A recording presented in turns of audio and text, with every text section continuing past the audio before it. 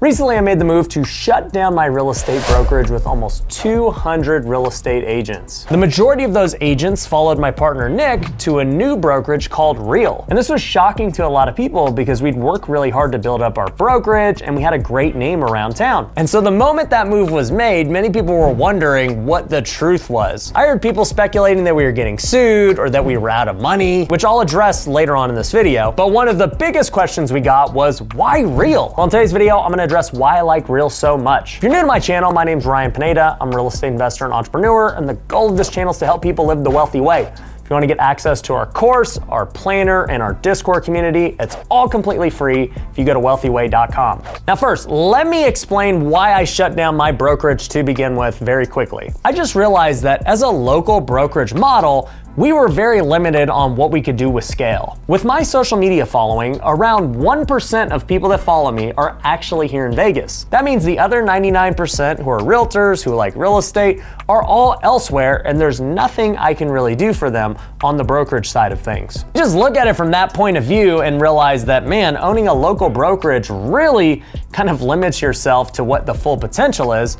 It's not very smart. So people did speculate on lawsuits and all this other stuff, like I said, and they're not necessarily wrong. If you do enough deals in real estate, you will be involved in lawsuits whether you like it or not. I've been in lawsuits as an investor, we've been in lawsuits as a brokerage, but at the end of the day, lawsuits are kind of part of the game when it comes to real estate. But the thing is, when you own a brokerage, you are responsible for every agent underneath you. That means we had almost 200 people that could cause us a lawsuit whether we did anything or not. Thankfully, over the years, we haven't had many of them, but they have cost us a good bit of money every time one does happen. And quite frankly, anytime there was a lawsuit, we as the brokerage had to bear the brunt of all of the legal fees for it. So when you transition to a model like Real, you don't have any of the liability for the agents underneath you anymore. That now becomes Real's obligation for anybody else in your downline. So I think it is a smart business model for those who might own a brokerage right now, but who do not want the liability of all the agents underneath them.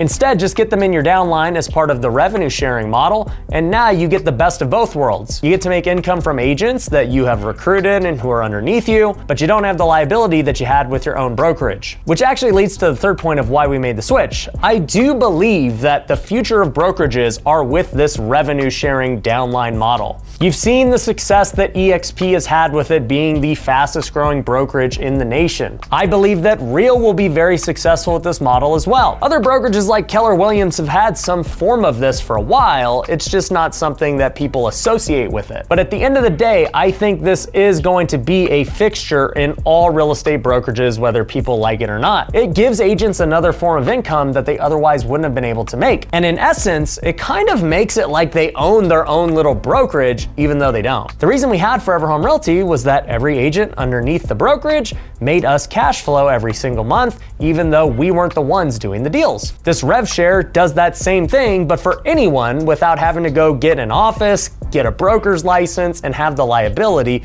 of all the agents underneath them. It's a really cool concept. So anytime I hear a really good idea, I know that it's going to be adopted and copied by everybody else in the long run. So I totally see that happening. Now, with that being said, why choose Real over all of these other companies if they have similar things they're offering? For one, when you look at Real, the fees are cheaper for agents. They've got an 85-15 split, which is cheaper than the competitors. On top of that, you hit your cap at $12,000 given to Real. Other brokerages have a cap at $16,000. And so for those of you who don't know, the cap essentially means that that is the most you'll pay towards your split before you start just going on a transaction fee basis. So for instance, let's say you make $100,000 in commissions. On an 85-15 split with no cap, the brokerage would take $15,000 of that. But because Real caps it at $12,000, they stop taking the percentage at that mark of $12,000. And basically any other deal that you go beyond that $12,000 just gets charged a small transaction fee. And this was really important to me because our old brokerage was 100% model. I've always wanted to make sure that the agents can keep as much money of theirs as possible.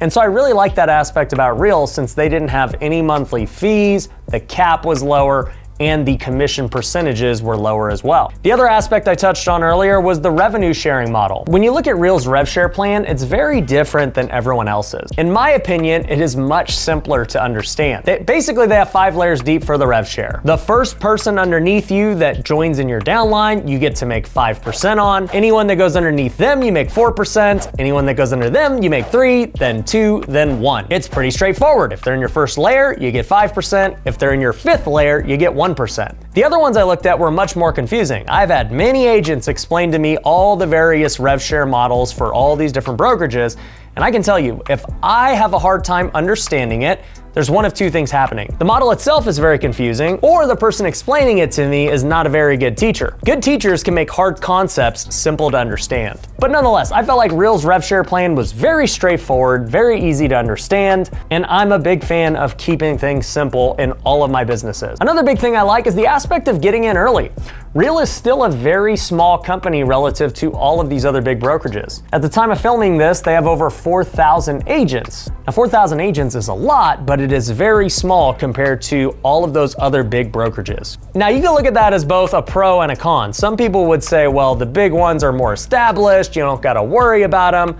But to me, that also means there's less upside when something is established. There's a reason venture capitalists and all these guys wanna get in on companies early on when they see potential, because they want to get all of the upside for what's about to happen. And I can tell you, for me, I like getting in on things early before they pop off so that you can get a bigger return. Whether you wanted to invest into Real as a stock or just become a part of it as a realtor is totally up to you. But my point is, however you view a smaller company is up to you. I tend to view it in a more positive light than maybe other people do.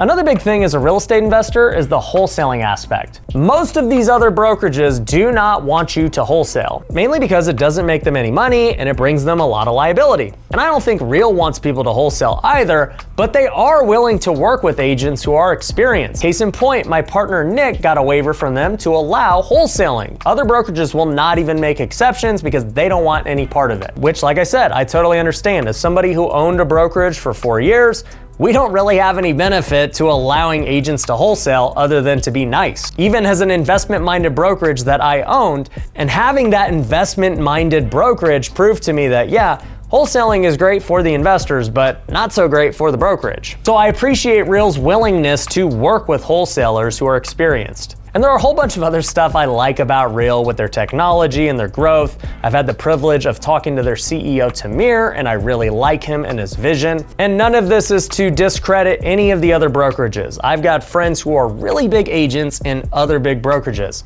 I've talked to CEOs of some of these really big brokerages. I think they're all gonna be successful in their very own way. There doesn't have to just be one brokerage that people have. But if you're watching this and you're a realtor, you just have to figure out which brokerage aligns with the things that you're passionate about. And I really do believe that Real's a company on the rise, and I'm proud that my partner Nick is with them now. Also, one part I forgot to mention about the real reason I shut down my real estate brokerage is that it allowed me to open up a different company that I'm much more passionate about. It's an education company for realtors called Wealthy Agent. Our goal is to help realtors grow beyond just worrying about transactions and commissions.